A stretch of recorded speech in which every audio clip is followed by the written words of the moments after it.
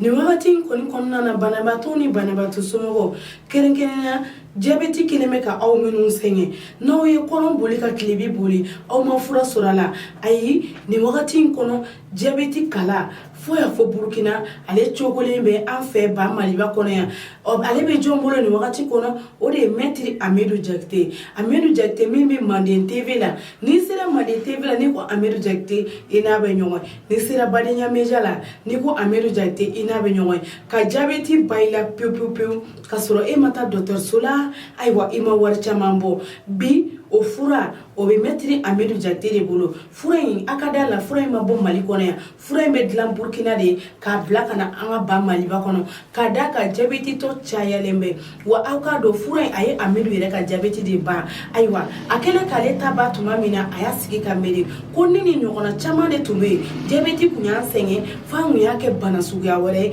ja diabète de don Djabéti Kala in n'aw y'a ta aw ni diabète o y'aw faralen ka bɔ ɲɔgɔn na k'aw kɔ don ɲɔgɔn ma o tuma na aw b'a fɔ diabète ma ko bayi Djabéti Kala ala k'e mɛn an kɔrɔ